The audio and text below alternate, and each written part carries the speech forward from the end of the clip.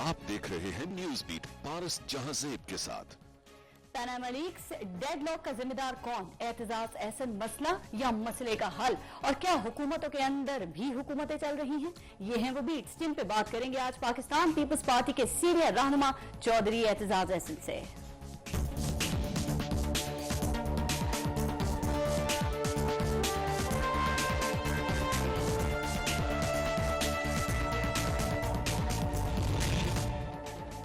बड़ी अजीब सूरत हाल है। एक जानिब हमारे उमर रसीदा जहांदीदा इंतहाई तजर्बाकार एक तवील अरसे से दुनिया के मामलात को पाकिस्तान की ऐनक से देखने वाले मुशीर खारजा सरताज अजीज नवाज हुकूमत की फॉरेन पॉलिसी की 10 कामयाबियां गिनवा रहे हैं, जबकि दूसरी जानिब तनकीद करने वाले कह रहे हैं कि इस वक्त पाकिस्तान की खारजा पॉलिसी शदीद दबाव का शिकार है।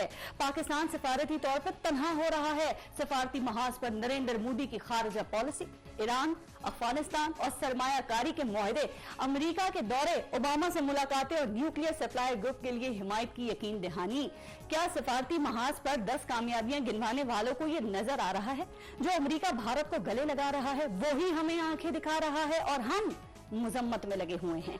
सवाल यह है कि सिविल और अस्करी क़यादत ड्रोन हमलों की मुजम्मत कब तक करेगी?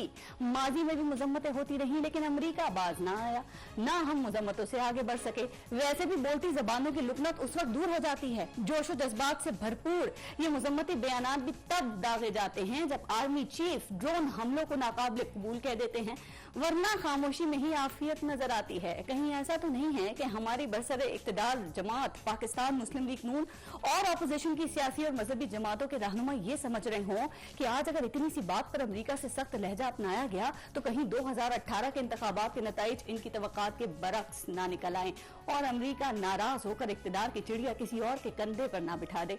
मौजूदा हालात में भी वजीर आजम चुप, काबीना चुप, अरकान पार्लियामेंट चुप, जबकि आर्मी चीफ जनरल राहील शरीफ पाकिस्तानी कौम का मुकदमा अमरीका के सामने अपने दो टोक अंदाज में रख रहे हैं। ऐसा कब तक चलेगा? और ऐसा भी कब तक चलेगा कि TORs की पार्लियामानी कमेटी के इजलास होते रहें और कोई हल ना निकले?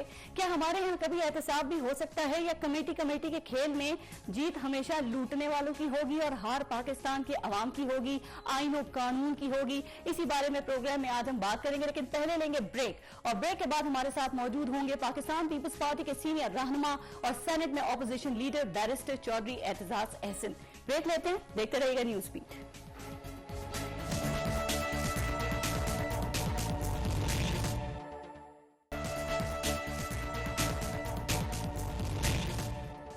अस्सलाम वालेकुम एतजाज एहसन साहब, बहुत शुक्रिया आपका सर। कहा यह जा रहा है कि आप लोगों ने TORs के हवाले से तो हुकूमत को परेशान कर दिया है और उनकी परेशानी ये है कि आप मियां साहब और उनकी फैमिली को कोई मार्जिन देने के लिए, उनको कोई स्पेस देने के लिए आप लोग तैयार ही नहीं है। इजलास पे इजलास हो रहे हैं और सभी डेडलॉक पर खत्म हो रहे हैं। तो क्या आपको आने वाले दिनों में ये डेडलॉक से आगे कोई रास्ता निकलता हुआ नजर आ रहा है? देखें पारस, हमने कोशिश तो की है, जेन्युइनली कोशिश की है कि कोई मीटिंग ग्राउंड बन जाए जी। आप देखें पहली नशिस्त में जो इब्तदाई के हमारे 6 पैराग्राफ थे, उनके 4 पैराग्राफ थे। कुछ डिस्कशन के बाद जब हमने देखा कि गवर्नमेंट इससे आगे बढ़ने को नहीं तैयार, तो हमने कहा आपका मन 4 पैराग्राफ मान लेते जी। अब उसके बाद TORs, वो तो इब्तदाइया था, प्रीएम्बल। असल TORs तो उसके बाद थे। हमारे 15 सवाल थे जो रेफर करने वाले जी। और इससे पहले आप ज़हन में रखें कि गवर्नमेंट ने जो TORs बनाए थे और सुप्रीम कोर्ट को भेजे थे, वो सुप्रीम कोर्ट ने मुस्तरद कर दिए थे, तो हमने कहा अब हमारे TORs को सीरियसली देखें। अब उसमें उनकी गवर्नमेंट की ये प्रॉब्लम है कि वो TORs पे हमने बड़ी कानूनी आईनी जो भी तकाजे थे उनको सामने रख के बनाए थे और फोकस थे on Panama papers and leaks जिनके नाम आए। गवर्नमेंट की प्रॉब्लम है पहली कि वो पैनामा का नाम सुनना ही नहीं चाहते, लेना ही नहीं चाहते। ठीक। दूसरी प्रॉब्लम यह है कि उनका था कि जी इसमें मियां नवाज शरीफ को किस तरह बचाना है, ये बड़ा है उनके लिए। अभी भी है ना बकौल आप लोगों, वो अभी भी है। हमने यहां तक कह दिया, ये मीटिंग में हमने कहा कि आप 15 को मन मान लेते हैं, मन हमारे 15 TORs को मान लेते हैं, इतना इंक्वायरी हो तो मियां नवाज शरीफ का इब्तदाई से नाम बेशक निकाल लें, जिस पे बड़ा शोर पड़ गया। तो वो बाकी 13 में भी आपने कहा घूम फिर कर वो बचेंगे नहीं, वो फिर भी उसमें वो आ जाएंगे गिरफ्त के अंदर। देखें ना, मियां नवाज शरीफ साहब ने अपना पहला जो बयान दिया, कौम को खिताब किया, एहतसाब के लिए तैयार, एहतसाब, और मैं और मेरा खानदान एहतसाब के लिए मैं पेश करता हूँ, तैयार हूँ। और दूसरी बात जो उन्होंने बड़ी सही कही कि जो शख्स नाजायज दौलत रखता है या कमाता है वो अपने नाम पे नहीं रखता, वो रखता अपने बच्चों के नाम पे है, अपने माँ बाप के नाम पे रख देगा, अपने बीवी के नाम पे रखेगा, अपने नाम पे नहीं रखेगा। सर ये जो डिटेल्स है ना, इस पे आप बड़ी अहम बात करें, इस पे हम अभी आते हैं, लेकिन मैं आपसे जानना ये चाह रही हूँ कि अब अगर ये डेडलॉक इसी तरह बरकरार रहा तो आगे क्या हो सकता है? जो मुत्तहिदा अपोजिशन है उसने क्या सोचा हुआ है? आज 7वीं बैठक थी आप लोगों की और वो बेनतीजा, तो फिर क्या होगा सर? वो होगा ये कि कमीशन नहीं बनेगा।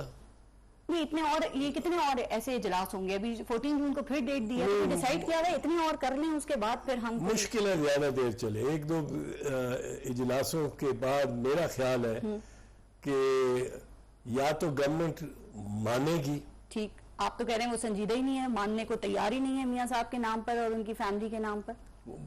बिल्कुल तैयार नहीं है। तो फिर कैसे मानेगी? क्योंकि मियां साहब का नाम जो है वो उनकी रज़ाकाराना पेशकश की वजह से ही आता है। जी जी जी। फिर अगर बेटे का आता है तो हमारे TORs में ये सिर्फ मियां साहब के लिए नहीं है, इम्तियाजी नहीं है, इम्तियाज कोई नहीं है। हर वो शख्स जिसका पैनामा लीक्स में नाम आया है, उसके वालिदैन के, उसके बच्चों के, उसकी बीवी या शौहर के प्रॉपर्टीज बीच में उनको और आमदन और वसाइल, चाहे वो मोहतरमा बेनजीर भुट्टो साहिबा ही क्यों ना हो, उनका नाम, वो जो नाम आए हैं, हम कहते हैं कोई इस्तिस्ना नहीं, कोई इस्तिस्ना नहीं।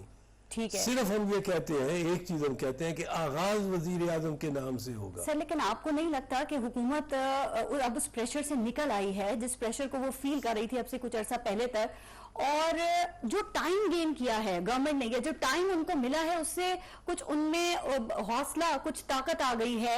और ये भी कहा जा रहा है कि मियां साहब की सर्जरी को भी इन्होंने सेंटिमेंट के तौर पे यूज किया। और आप भी कह रहे थे ना, आपने भी ये कहा कि जिस दिन सर्जरी थी उस दिन ये सब इतने दुखी थे जैसे इन सब की सर्जरी हो रही है, तो और इजलास भी मुलतवी हो गया था उस दिन। प्रेगनेंसी पेन्स जिस तरह शौहर को होनी शुरू हो जाती है ना, एक साइकोलॉजिकल कंडीशन है जी। वो ऑपरेशन हो रहा था मियां साहब का लंदन में, 6,000 मील दूर, इधर हम काम करने कोई तैयार नहीं थे। सर लेकिन क्या ख्याल है कि इसाक डार साहब जो कि हुकूमती कमेटी के को हेड कर रहे हैं, आप क्या समझते हैं कि वो कितने बाइख्तियार हैं? क्या वो खुद कोई फैसला कर सकते हैं, किसी नतीजे पे पहुंच सकते हैं, किसी TOR को मुस्तरद या मंजूर कर सकते हैं मियां साहब की मर्जी के बगैर? मियां साहब की मर्जी नहीं, मेरे ख्याल में मरियम नवाज की मर्जी जी।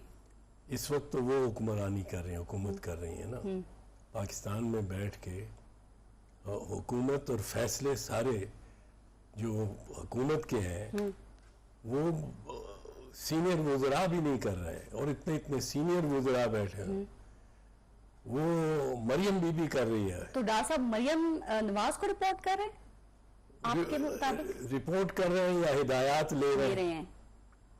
ये इस वक्त की सूरत हाल ये है। मियां देखें, बेटी पाकिस्तान में रह जाए, वालिद का ऑपरेशन वहां हो रहा हो, जिसके ऑपरेशन पे दर्द सारी वज़रा को हो रही हो, जैसे उनका ऑपरेशन हो रहा है, बिल्कुल ठीक, और बेटी को यहाँ, और ऐसी बेटी, इतनी प्यार करने वाली बेटी, इतनी खिदमतगार बेटी, वो पीछे बैठी रह जाए।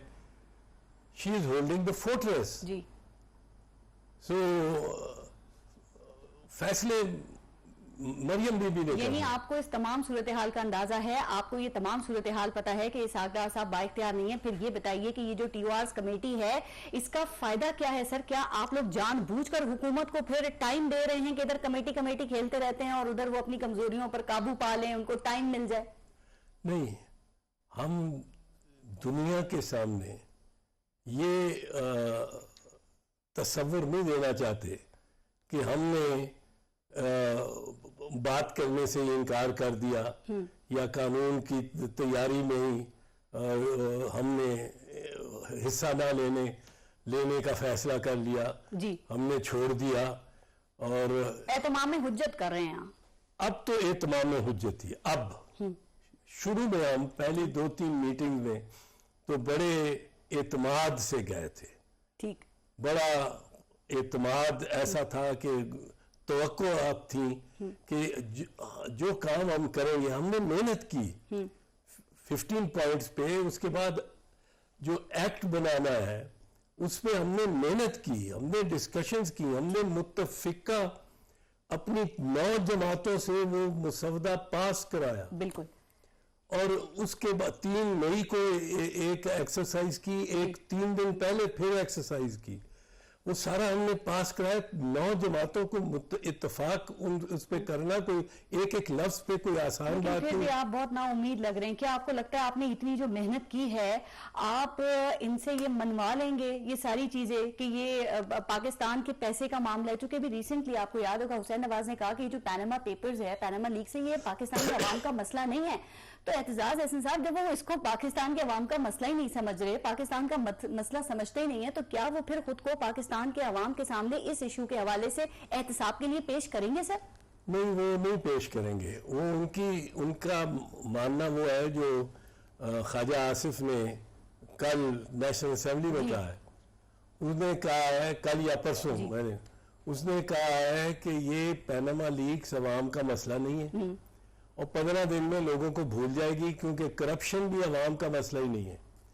तो वो इस पे चल रहे हैं कि ये अवाम किसी और तरफ, किसी और बस के पीछे, ट्रक के पीछे लग जाएंगे कुछ देर। सर, इनको कैसे यकीन है कि 15 दिन में अवाम इन चीजों को भूल जाएगी? मुझे तो यकीन है कि बिल्कुल नहीं भूलेगी।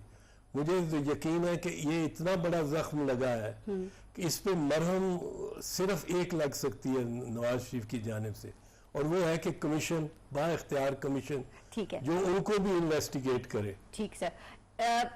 हुसैन नवाज ने कहा और आपने कहा, ख्वाजा आसिफ ने भी असेंबली में ये बात की है कि ये पैनामा पेपर्स कौम का इशू नहीं है। अब आपने जब हमने गुफ्तगू शुरू की थी, आपने जिक्र किया कि मियां मोहम्मद नवाज शरीफ साहब अपने 3 बार कौम में खिताब में कह चुके हैं, कौमी असेंबली में भी कहा, मुख्तलिफ जलसों में भी कहा कि मैं खुद को और अपनी फैमिली को एहतसाब के लिए पेश करता हूं। तो एहतजाज एहसन साहब, ये बेटे में और वालिद की सोच में तजाद क्यों है? क्या हम ये समझें कि मियाँ साहब ने किसी प्रेशर में आके कहा कि हाँ एहतसाब के लिए तैयार है और औलादे तैयार नहीं है इस चीज के लिए? नहीं, मियाँ साहब भी तैयार नहीं है, लेकिन वो तो कह रहे हैं ना कि मैं, वो कह रहे हैं। अच्छा, बस कहने तक है, वो कहने तक है। अगर वो तैयार हो तो अपनी टीम को कहें कि ये अपोजिशन का जो मसवदा है, चलो 19, 20, 18, 20 उसको आगे पीछे करके मंजूर करो भाई, कमीशन बने और काम शुरू हो, और अपने आप को पाबंद करें उस पे, कि उस कानून पे जिसके तहत उनके लिए अपने और अपने खानदान के टैक्स मामलात और असासों के मामलात तमाम तर वो उनका इंकशाफ करना अपने तय करना पड़े। पर फिर मैं ये अर्ज कर दूं, ये सिर्फ मियां नवाज शरीफ के लिए हमने तजवीज़ नहीं किया, ये यकसा हर उस शख्स का जिसका पैनामा पेपर्स में नाम आता है या जिसकी ऑफशोर कंपनी है उसमें सर, ये बातें कहने में इतनी अच्छी लग रही हैं। आप कहते हैं कि मियां साहब का एहतसाब पहले होना चाहिए, उसके बाद सबका एहतसाब होना चाहिए और सबकी तहकीकात होना चाहिए जिन जिन का नाम है। तो क्या पाकिस्तान पीपल्स पार्टी ये चाहेगी कि आपके चेयरमैन और जो आपके को चेयरमैन हैं उनसे भी तहकीकात अगर हों तो कोई एतराज तो नहीं होगा? हम किसी के लिए इस्तिस्ना नहीं मांग रहे। हम कहते हैं पहले वजीर आजम का हो और फिर बाद में सबका हो। सबका हो। आपका अज़म बहुत अच्छा है, लेकिन अगर मियां साहब का एहतसाब हो गया तो उसके बाद भी क्या आपका यही अज़म बरकरार रहेगा? और क्या पाकिस्तान पीपल्स पार्टी इस अज़म में आपका साथ देगी, साथ रहेगी? देखें, जहां तक को चेयरमैन पाकिस्तान पीपल्स पार्टी का ताल्लुक है, उन पे मुकदमात 11 साल चलते रहे हैं और वो उनमें से अक्सर में ज्यादातर में बरी भी हो चुके हैं जी। तो उसमें नहीं हुआ ना सर, इसलिए नहीं तो बरी भी हो चुके हैं और पूरी रियासत की पूरी मशीनरी लगी रही है उनके खिलाफ केस बनाने में। तो हम बुनियादी तौर पे किसी का इस्तिस्ना नहीं मानते जिसका नाम पैनामा पेपर्स में आया। अच्छा, इस तरह तो वैसे मियां मोहम्मद नवाज शरीफ साहब भी नैब में बड़े केसेस में बरी हो चुके हैं, और सर यहाँ पे वैसे बरी हो जाते हैं क्योंकि आपको पता है सबूत तो मिलते नहीं। आप बता सकते हैं पाकिस्तान में कभी कोई सबूत मिले हैं, कभी किसी को सजा हुई है?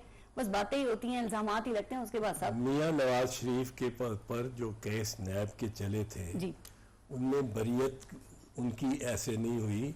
वो जब समझौता किया था उन्होंने सन 2000 दिसंबर में, 2 दिसंबर को, जिस समझौते के तहत वो सऊदी अरब चले गए थे, समझौता करके अपनी मर्जी से, जी, हंसी खुशी, जिसको आप मानते नहीं हैं। वो नहीं मानते, पर वो तो वो बिल्कुल रिकॉर्ड पे है। उस समझौते के तहत उनके ऊपर तमाम केस खत्म हो गए थे, और उनके वो जायदादों में से कुछ उनकी ले ली गई थी, लेकिन उनकी अक्सर जायदादें न सिर्फ रखी गई बल्कि उनको बाद में वापस भी हो गई। जब वो वापस आए तो मियां मोहम्मद नवाज शरीफ का एहतसाब नहीं हुआ आज तक। वो लाख कहते रहे। वो कहते हैं कि 1972 में हमसे इत्तेफाक फाउंड्री ले ली गई, कौमियाई गई।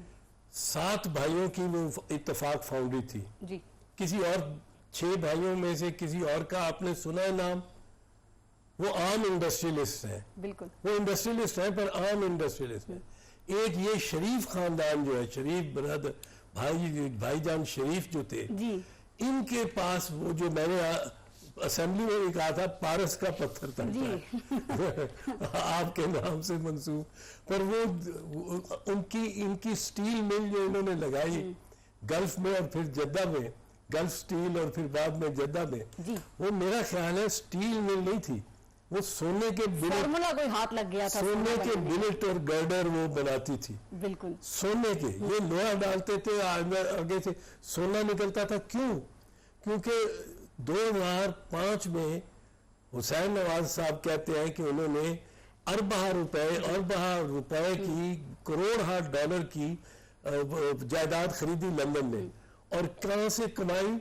2001 में स्टील मिल लगाई जद्दे में, कर्जे लिए लोगों से और बैंकों से, 3 साल के अंदर कर्जे सारे वापस किए, और उसके ऊपर कमाई इतनी थी उस स्टील मिल से कि उससे ये फ्लैट लिए गए जिनकी मालियत अरबा रुपए। इतनी मेहनत उन्होंने की, उनकी मेहनत है, आप उसको अप्रिशिएट नहीं करेंगे? मेहनत बस सोना निकलता था वहाँ। अच्छा, मेरी प्रोग्राम में सेनेटर मुशाहिदुल्लाह खान एक दफा नहीं 2-3 बार कह चुके हैं कि इस बार जो अगले आइंदा आने वाले इलेक्शंस हैं वो एतजाज अहसन साहब पाकिस्तान पीपल्स पार्टी और पाकिस्तान तहरीक इंसाफ के मुश्तरका कैंडिडेट के तौर पर लड़ने के ख्वाहिशमंद हैं, और यही वजह है कि आजकल वो पाकिस्तान तहरीक इंसाफ से बड़ी दोस्तियां हो रही हैं उनकी। मेरी दोस्तियां सबसे ही रही हैं। जिस दिन मोहतरमा कुलसूम नवाज शरीफ जी मेरे घर मुझे वकील करने आई थी जब नवाज शरीफ जेल में थे जी, तो मैं उनका मुखालिफ था, सख्त मुखालिफ था। ये किसका नाम आप ले रही थी, कोर्ट किसको कर रही थी? सेनेटर मुशाहिदुल्लाह खान। हाँ, वो कीना उसको बहुत है मेरे खिलाफ। बस जो भी है वो भी एक बात वजह है, पर खैर वो जो कह रहे हैं कि ये दोस्ती इमरान खान से, इमरान खान के धरने की नाकामी की वजह खुर्शीद अहमद शाह और एतजाज अहसन थे। जिस दिन हम दोनों ने वजीर आजम को मशवरा दिया कि आपके गेट पे ये पहुंच गए हैं, आप पार्लियामेंट का मुश्तरका इजलास बुलाएं। बिल्कुल कहा, और मैंने उनको कहा कि मुश्तरका इजलास होगा, सारी ऑपोजिशन खड़ी होगी, कोई अंपायर की उंगली नहीं उठेगी। भी आपने पहली स्पीच भी की थी उस इजलास में, और मैंने उनको इनका साथ दिया। तो मैं असूल पे चलता हूँ। ठीक, उस वक्त मैं समझता था, और मैं आज भी अपने आप को दुरुस्त समझता हूँ, कि इमरान और ताहिरुल कादरी ये जमहूरियत के निज़ाम के लिए के खतरा था इनका धरना। और ये रिवायत अगर पड़ जाए कि धरना पार्लियामेंट के पास बाहर दे दो, जो मर्जी मनवा लो, कल आप आ जाए, ज्यादा पुरज़म क्राउड आ जाए और वो क्या शिया को काफिर करार दो, हिंदू को मुल्क से निकालो। ये बातें सारी टीओआरस के हवाले से भी हुई, क्या आपको ये टीओआरस का मामला पार्लियामेंट में हल होता हुआ नजर आ रहा है, या फिर ये धरने वाले जो मामला है उसी तरह की कोई सूरत हाल बन सकती है, यानी एहतजाज और सड़कों पे आके करना, धरना वगैरह? मेरा ख्याल है ये तो सड़कों पे जाएगा मामला। तो मुत्तहिदा अपोजिशन की सारी जमातें फिर साथ चलेंगी इसमें? देखें, चलना तो चाहिए, चलना तो चाहिए, क्योंकि अब जमहूरी निज़ाम और जमहूरियत के लिए खतरा मियां नवाज शरीफ की पार्टी खतरा हो गई। उस वक्त इमरान और कादरी थे, इस वक्त ये खतरा। अब इमरान और कादरी खतरा नहीं है आपके ख्याल में? अब वो मियां नवाज शरीफ की पार्टी जमहूरियत मियां नवाज शरीफ की पार्टी, देखिए करप्शन के इल्जाम लग रहे हैं, उसमें तहकीक के खिलाफ है। जमहूरियत को शफाफ होना चाहिए। वजीर दिफा तलब हो रहा है GHQ में, the boss is being summon. Boss कैसा बॉस? बकौल आपके बॉस कैसा बॉस है जो कि सर झुकाए हुए बैठा हुआ था? मैं जरा आगे इस पे बात करूंगी सर, लेकिन जो एजुटेशन की बात हो रही है जरा इसको प्लीज मुकम्मल कर लीजिएगा। क्या आप समझते हैं कि अगर एहतजाज होता है, मैं फिर पूछ रही हूँ, तमाम पॉलिटिकल पार्टीज साथ होंगी? चूंकि देखें जो अपोजिशन के इत्तेहाद में लोग बैठे हुए हैं वो अलग अलग जहन के हैं ना, और बहुत सी पॉलिटिकल पार्टी सूबे में भी एक दूसरे की अपोजिशन में है, जैसे कि सिंध में पीपल्स पार्टी MQM है, KPK में PTI, ANP पीपल्स पार्टी है, तो ये साथ होंगी, अपने अपने मफाद के लिए अलग हो सकती हैं, क्योंकि आप जानते हैं हुकूमत के पास देने के लिए बहुत कुछ होता है। तो मैंने जो इत्तेहाद देखे हैं ना, जिद्दान, एक दूसरे की जिद सियासी जमातें इकट्ठी, MRD के इत्तेहाद में मैंने देखी, बैक के इत्तेहाद में अयूब खान के खिलाफ देखी, MRD ज़ियाउल हक के खिलाफ देखी, और जमहूरियत की अर्ज के लिए ये इत्तेहाद बनते हैं। लॉयर्स मूवमेंट में जिसको मैंने दूसरों के साथ पर मैंने लीड किया, उसमें इतनी जिद्दें थी, और उनको साथ रखना, उन सब जमातों को, वो वकला मुख्तलिफ जमातों से वाबस्ता थे, मुंसलिक थे, अपनी लाइन लेके पार्टी लीडरशिप से मीटिंग में आते थे, और उनको सबको फिर एक सफर में लगा देना। ये आपने ऐसी ऐसी चीजें देखी हैं कि जो ऑपोजिट हैं वो भी इसमें साथ होते हैं सर, लेकिन मसला ये है, चलें अब एहतजाज में आपने कहा कि इस बात को रद्द नहीं किया जा सकता, PTI पार्टी भी हो सकती है शामिल, इसको लीड कौन करेगा? अगर ऐसी कोई मूवमेंट या ऐसी कोई तहरीक होती है तो इसको लीड कौन करेगा? इमरान खान या बिलावल भुट्टो जरदारी? क्योंकि इस पे भी तो इशू उठ सकता है ना, खड़ा हो सकता है मसला। यहाँ तो छोटी छोटी बात पे हो जाता है। नहीं, ये छोटी बातें हैं। अगर इमरान खान करेंगे तो आप सब उनके साथ होंगे, पूरी पीपल्स पार्टी? नहीं, कोई लीड इस तरह लीडरशिप नहीं होती तादर में। अब नवाब रसूला की कोई जमात नहीं थी तो वो लीड करते थे, सारे उनके साथ होते थे, असगर खान भी उनके साथ होते थे, बीबी शहीद भी उनके साथ। नहीं, तो इसलिए ये कलेक्टिव लीडरशिप जो होती है उसमें कोई एक नहीं होता, सारे होते हैं।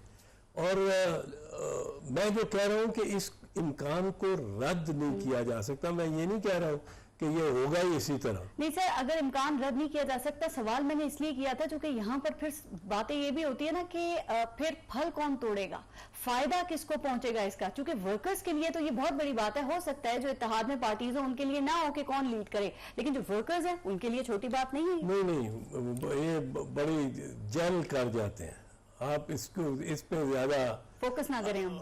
अचंभे की बात आप हैंडल कर लेंगे चीजों को, आप लोग ये जल कर जाते हैं। नहीं, अगर इत्तेहाद बना, अगर ठीक मैं यकीनी बात इसको नहीं कह सकता, पर इम्कानात में है, ये बिल्कुल इम्कानात। आप शकू को शुबात का शिकार लग रहे हैं थोड़ा, अगर मगर लेकिन से काम फिर ले रहे हैं के बाद बनता है। मुस्तकबिल के बारे में आदमी मतलब कोई जंतरी वाला यहाँ सियासतदान तुम्हारे सामने बैठा हो तो वो कह सकता है सर, लेकिन आपको पता है गवर्नमेंट मैं तो जंतरी नहीं रखता हूँ, मैं तो सर वैसे वो जंतरी वाले भी आपके इत्तेहाद में शामिल हैं, लेकिन जो गवर्नमेंट है सर जो गवर्नमेंट है, गवर्नमेंट अब ये कर रही है कि उनको ये जो सड़कों पे आने और एहतजाज की बातें हैं ना, ये दबाव उन पे, अब वो इससे खौफजदा नहीं है, वो तो आप लोगों को कह रहे हैं हुकूमती वुज़रा कि आप आएं और आके आप एहतजाज करें। अगर उनको इतना एतमाद है तो ये उनकी बर्बादी का सबसे बड़ा सबूत है। फिर अगर वो इस एतमाद से पे आ गए हैं फिर नहीं बच सकते। पर मैं एतमाद नहीं देखता हूँ, मैं देखता हूँ बड़ी नर्वस गवर्नमेंट है।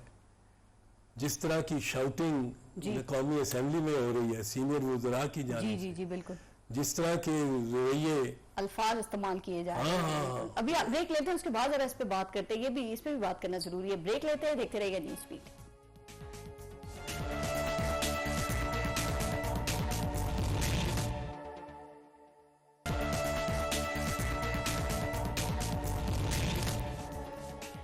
अच्छा सर, आपने मीडिया के सामने ये कहा कि शरीफ बरादरान का कभी एहतसाब नहीं हो सकता और पंजाब में रेंजर से ज्यादा नैब की जरूरत है। दो सवाल मैं यहाँ पे करना चाह रही हूँ। एक तो ये कि पंजाब में नैब की जरूरत क्यों है, क्या वहाँ पे करप्शन बहुत ज्यादा हो रही है, और इस हवाले से सिंध के बारे में क्या ख्याल है आपका? देखो, असगर खान केस में सुप्रीम कोर्ट का फैसला है जी कि मियां मोहम्मद नवाज शरीफ ने 95 लाख रुपया 1990 में जो एजेंसियों से लिया था वो वापस लिया जाए, फौजदारी और सिविल कार्रवाइयां करके। जी कुछ हुआ? मॉडल टाउन में अपने मोहल्ले में 14 आदमी दिन दिहाड़े मारे गए। वो FIR इन पे कराते हैं, दिन दिहाड़े 2 औरतें भी उनमें हैं। कुछ हुआ? कुछ नहीं। अच्छा, हुदैबिया केस में इनके अपने फाइनेंस मिनिस्टर का बयान है सेक्शन 164 के। जी सेक्शन 164 के बयान पे फांसी लग जाते हैं लोग। इनके खिलाफ कुछ हुआ? फैसला आ गया ना सर, ये जो हुदैबिया पेपर में उसके हवाले से आप कुछ हुआ? कुछ हुआ? सुप्रीम कोर्ट पे हमला करा दिया इन्होंने, लाहौर से बसें भर के लाए, 500-600 आदमी ने अटैक किया सुप्रीम कोर्ट पे। चीफ जस्टिस और 4 जजेस का बेंच था, 5 बैठे हुए थे, उनको भागना पड़ा, कुर्सियां गिर गई उनकी, भागना पड़ा। कुछ हुआ? नहीं। नंदीपुर पे एक 23 अरब का प्रोजेक्ट ये 85-86 अरब पे ले गए। कुछ हुआ? सर ये सारी बातें तो इमरान खान अपने धरने में कर रहे थे, उस वक्त आप कह रहे थे कि वो धरना जमहूरियत के लिए खतरा है। नहीं, वो खतरा इसलिए था कि वो तरीका जिसको मैंने बताया ना, एक दफा वो तरीका मान लें कि पार्लियामेंट के पास पे इस तरह प्रेशर डाला जा सकता है तो फिर ज्यादा पुरअज़म वहां लोग आके बैठ जाए, ज्यादा पुरअज़म, और वो कोई अकीदे की सर आप तरीके की बात कर रहे हैं, लेकिन आप खुद ही तो ये बात कर रहे हैं कि इस तरीके से इनका कुछ भी नहीं हो सकता, एहतसाब नहीं हो सकता इनका, ये पकड़ में नहीं आ सकते। ये तरीके से अगर काम किया जाए तो ये भी आपने ही कहा ना। नहीं, मैं तरीके से हटके तो बात करने वाला काम नहीं हूँ। मैं ड्यू प्रोसेस में बिलीव करता हूँ, ड्यू प्रोसेस होनी चाहिए। पर इनके लिए चीफ जस्टिस इफ्तिखार मोहम्मद चौधरी, मियां नवाज शरीफ टाई लगा के काली और काला सूट पहन के मेमो गेट की दरखास्त दी, 15 मिनट में उसने कमीशन बना दिया। इनके लिए इनके राजा जफरुल हक साहब गए सुप्रीम कोर्ट में कि हमारे MPAs और MNAs में इत्तेकाफ पे बैठना है तो सदारती इलेक्शन जो है वो एडवांस कर दिया जाए। वो 9 सितंबर को होना था, वो 31 अगस्त को कर दिया जाए। 15 मिनट में बगैर दूसरे उम्मीदवारों बशमूल रजा रब्बानी जो हमारे पीपल्स पार्टी के उम्मीदवार थे नोटिस दिए। वो अदालत ने वो 10 दिन एडवांस कर दिया इलेक्शन। हम कैंपेन कहाँ करते हैं, कन्वेंसिंग कहाँ कर रहे थे। अच्छा सर ये बताएं, अभी GHQ की मीटिंग का भी आपने शुरू में जिक्र किया, उसमें वो जब मीटिंग हुई उसके बाद आपने कहा कि ख्वाजा आसिफ ने वहां का गुस्सा आके कौमी असेंबली में निकाला। मैं कौमी असेंबली की भी बात करती हूँ, लेकिन क्या ख्याल है उस मीटिंग में क्या हुआ, क्या ऐसी बात हुई कि फिर गुस्सा आके कौमी असेंबली में निकालना पड़ा? आपने देखा ना वो सारे हुकूमती वज़ीर लाइन से बैठे हुए थे, तो उनको क्या समझाया जा रहा था? यूं करके जिस तरह छठी जमात के तालिब इल्म बिठाए हुए होते हैं, भाई आप कम से कम सीधे होके तो बैठो, कुछ बैठो ही बाइज्जत अंदाज में, रिलैक्स करके बैठो। अगर चले ही गए हो और वो टेंशन उनको क्या समझाया गया उनको आपके ख्याल में? उनको गवर्नेंस के बारे में ही कहा गया होगा और वजीर दाखिला को तो कोने में बिठाया हुआ था। सर मसला ये है कि आप लोग ये कहते हैं, पीपल्स पार्टी कहती है और देखा भी गया है कि आप लोगों के दौर में कोई भी वजीर जो है उसको जीएचक्यू में तलब नहीं किया गया, कोई नहीं गया, लेकिन यहाँ पर ऐसा हो रहा है। तो इनकी ऐसी क्या कमजोरियां हैं कि वहां से बुलाते हैं, ये दौड़े दौड़े चले जाते हैं चाहते हुए या ना चाहते हुए? इनको बड़ा फिक्र लाक है, लगता है इनको ये फिक्र है कि फौज की तरफ से कोई इंटरवेंशन ना हो जाए। अब फौज की तरफ से इंटरवेंशन क्यों होगी? सब कुछ तो उसे तो दस्तबरदार हुए हैं सिविलियन गवर्नमेंट जी, शरीके कार है फौज। इनके लिए सबसे बड़ा फख्र की बात यह है कि हम सेम पेज पे हैं। इसका भी उन्होंने कहा जी हम जीएचक्यू गए क्योंकि हम सेम पेज पे हैं। ठीक, सेम पेज फौज के साथ होना जरूरी है।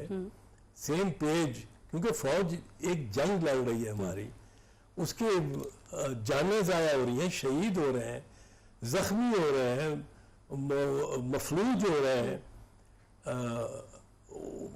उसके सोल्जर्स और ऑफिसर्स, और बड़ी कारआमद और कामयाब जंग लड़ी है। और पाकिस्तान में कोई शक नहीं। मैं समझता हूँ कि राहिल शरीफ को ये उसकी इज्जत होनी चाहिए कि उसने एक काउंटर इंसर्जेंसी की जंग लड़ी है, जो बड़े थोड़े जवानों ने इतने अरसे के लिए प्रोलॉन्ग और मोराल भी फौज का अप रखा है। ये इसमें कोई शक नहीं है। आपने इनकी कमजोरियां तो बता दी, लेकिन आपने कहा ना कि पीपल्स पार्टी के दौर में कोई जीएचक्यू नहीं जाता था, तो क्या पता जाने की जरूरत ही नहीं पड़ती हो, आप लोग वैसे ही मान लेते हो। खबरें तो वो पता चलती है ना, जो वो बातें जो खबरों में आ जाती हैं वो सबको पता चलती हैं, जो खबरों में नहीं आती वो पता ही नहीं चलती हैं। फिर तो मान लेते होंगे।